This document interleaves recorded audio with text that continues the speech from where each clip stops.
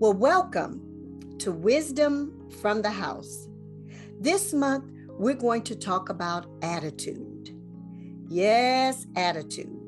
We're going to talk about what is attitude, the importance of a good attitude, overcoming a critical attitude, and achieving a great attitude.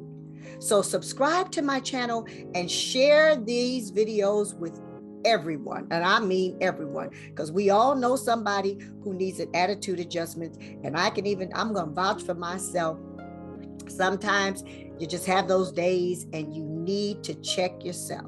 So this is going to be a great month because we will be talking about, what did I say? Attitude. So now, what exactly is attitude? Well, Webster defines it as a mental position with regards to a fact or state. It's a feeling or emotions toward a fact or state. See, attitude equals morals, ethics, and belief. An attitude reflects our integrity, responsibility, a respect to the laws of the land, respect to other people, their habits, and their behaviors. If you notice people who are rude and have bad attitudes, usually they have no regards for people or their feelings or people and how they treat them. I even heard Jay-Z on an interview with Van Jones, and what he said is that money don't make you happy. But somehow people tend to think that if they have more, things get better. So now you're saying, well, how does that relate to attitude? Well, I'm going to use a scenario here. If someone gives you $100 and they tell you, oh, you owe me, do you want that $100 from them? No, it's a bad attitude. They didn't give it to you with the right type of spirit. See, if you were me, you would give it back and say, no, thanks. Because the conditions that came with it, you don't want to even be bothered with it. You know, that's a real good scenario of an attitude, a bad one. Well, see, now I'm reminded of my mother, Miss Phoebe. See, when I was younger, my mother was such a great encourager.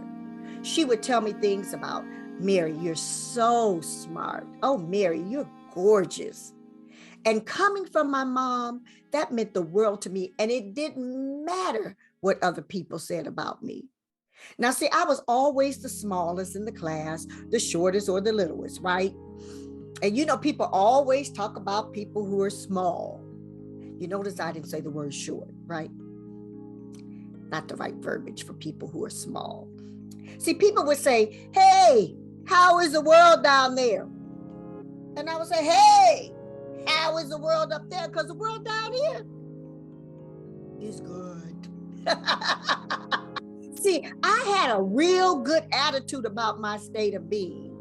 I was very confident about who I was and as a child and then who I am as an adult. See, confidence is huge when it comes to attitude. Remember how you treat people and how you talk to people. It's important. Even the Bible tells us, be careful how you entertain strangers, because you could be entertaining an angel unaware. See, this season that we've been in, people have been rude. They've been not courteous. People have been speaking their minds, whether good or bad. Watch what you say. Watch your attitude. Check it. See, God's concerned about everyone, from the homeless to the person who lives on top of the hill. He loves everybody. And see, with this teaching, I want you to develop an attitude to believe in yourself no matter what. Again, as I stated earlier, people are just saying stuff. And sometimes they don't say it from their heart, they just say it from their lips. You know, I have a saying that I use called, they just talking. They just talking. So as you watch this video, I want you to change your attitude. I pray that if you're feeling low, that you will turn the channel in your mind to feeling high. And I pray that you understand that you're so valuable to the community in which you live in. Stay encouraged. And if you have a great attitude, I pray that you strive for greater love, because you can never tap out as long as you're living. There's always so much more to achieve. Let's go for it. See, God has kept us around. He wants us to go higher and higher and get better and better. And we're not perfect.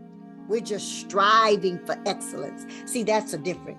There was no perfect person but Jesus. And if you think you're perfect, you need to check your attitude. See, so I want to leave you with the definition of what Chuck Swindoll said about attitude. Listen very carefully. Mr. Swindoll said, "The longer I live, the more I realize the impact of attitude on my life. Attitude to me is more important than facts.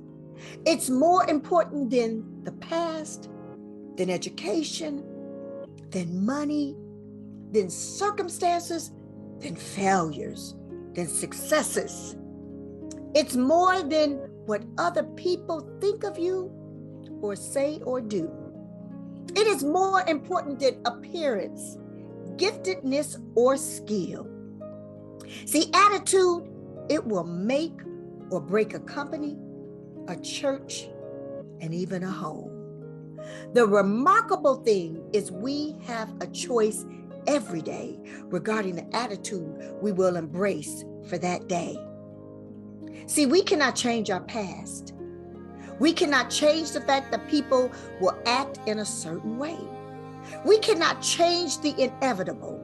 The only thing we can do is play on the one string we have, and that is our attitude. See, I am convinced that life is 10% of what happens to me and 90% of how I react to it. So it is with you. We are in charge of our attitudes. I'll see you next week. And remember to subscribe to my channel, Wisdom from the House.